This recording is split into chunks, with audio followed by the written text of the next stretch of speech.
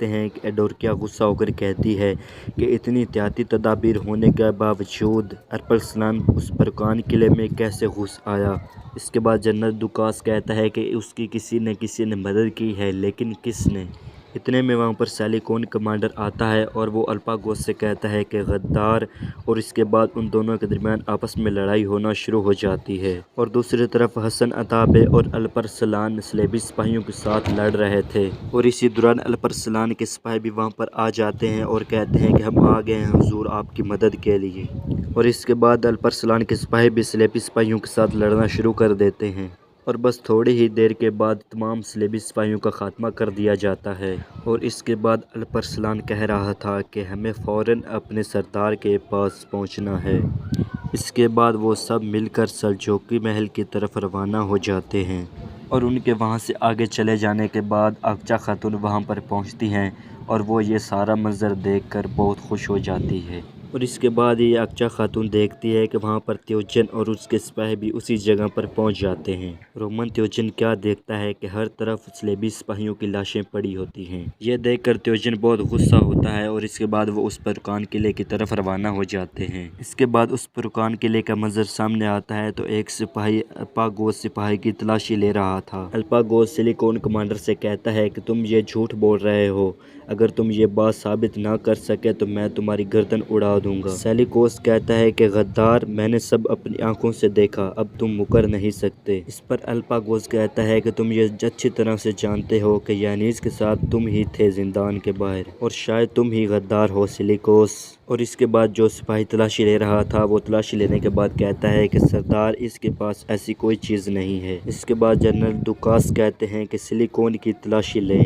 الپاگوس کی تلاشی لینے کے بعد اور کچھ نہ ملنے کے بعد سیلیکون کی تلاشی لینا وہ سپاہی شروع کر دیتا ہے، اور سیلیکون کہہ رہا تھا کہ آپ اس غدار کی بات پر یقین کر رہے ہیں جنرل۔ اور اسی دوران ہی اس سپاہی کو جنرل کے پاس ایک چیز مل جاتی ہے اور وہ جنرل گوداس کو دے دیتا ہے، اور اس خط میں لکھا ہوتا ہے کہ ارپلسلان ایک سپاہی سے کہہ رہا تھا کہ مجھے صلیبی سپاہی کے حلیے میں اس قلعے میں داخل کرو۔ اس کے بعد جنرل دوکاس غصہ ہو کر کہتا ہے کہ ارپلسلان ایک فوجی کے بیس میں قلعے کے اندر داخل ہوا، اور یہ سب باتیں سن کر سب لوگ وہاں پر بہت پریشان ہو جاتے ہیں۔ اور اس کے بعد ایڈوکیا کہہ رہی تھی کہ عظیم عیسیٰ ہماری مدد کرے، یعنی الپرسلان بالکل ہمارے سامنے تھا۔ اس کے بعد سیلیکون کمانڈر الپاگوس سپاہی سے کہہ رہا تھا کہ تم نے وہ خط زندان سے میرے کپڑوں میں چھپایا ہے، تم نے مجھے پھنسا دیا، اور کہتا ہے کہ میں تمہیں زندہ نہیں چھوڑوں گا، میں تمہیں مار دوں گا۔ اور جیسے وہ الپاگوس پر حملہ کرنے کی کوشش کرتا ہے، گورنر اپنے خنجر سے سیلیکون کمانڈر کو وہیں پر مار دیتا ہے۔ اور کمانوس کہہ رہا تھا کہ غداری صرف خون سے صاف کی جا سکتی ہے۔ اتنے میں وہاں پر تیوجن بھی آ جاتا ہے اور کہتا ہے کہ گورنر،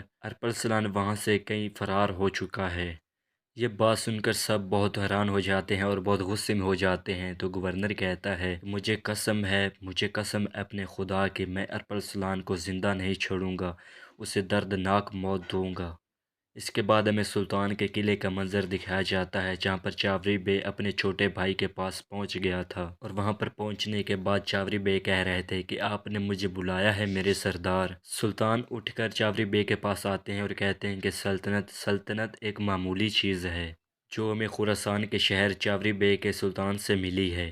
اور اس کے بعد چاوری بے کہتے ہیں کہ کیا آپ مجھے یہ سوچ کر یہاں پر بلاتے ہیں کہ میں شیر ہوں، تو شیر کے پنجوں میں بہت اب طاقت ہے کیا؟ اس پر سلطان کہہ رہا تھا کہ شیروں کے خاندان سے تعلق رکھنے والا بوڑھا ہو کر بھی شیر ہی رہتا ہے۔ جب بچپن میں آپ اپنے گھوڑے پر سوار ہو کر حملوں سے واپس آتے اور آپ کے ہاتھ میں تلوار ہوتی جس کے بارے میں ہمارے دادا سلطان ہمیں کہانیاں سناتے تھے، اس پر چاوری صاحب کہتے ہیں واہ کیا بات ہے۔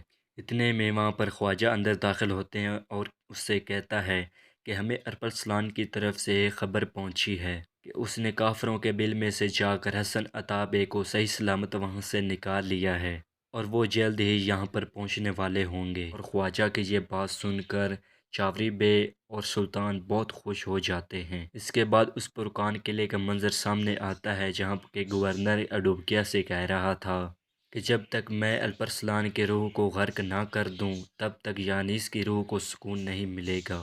یانیس کو ایک تابوت میں بند کر کے رکھ دیا گیا تھا، اور ایڈوکیا وہاں پر اوپر ہاتھ رکھ کر کہتی ہے کہ خدا تمہارے گناہوں کو معاف کرے۔ اس کے بعد وہ وہاں سے روانہ ہو جاتے ہیں۔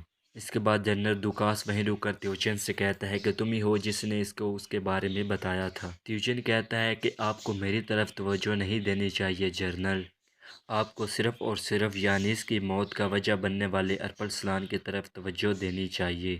اس سے جنرل دوکاس کہتا ہے کہ سچ سے منہ مت پھیرو تیوچن، خط بھیجنے والے نے مجھے ایک سونے کی پوٹلی کے بدلے سب کچھ سچ سچ بتا دیا ہے۔ میں بس یہی جاننا چاہتا ہوں کہ تم یہ کیسے جانتے ہو کہ یانیس نے قتل عام کیا تھا۔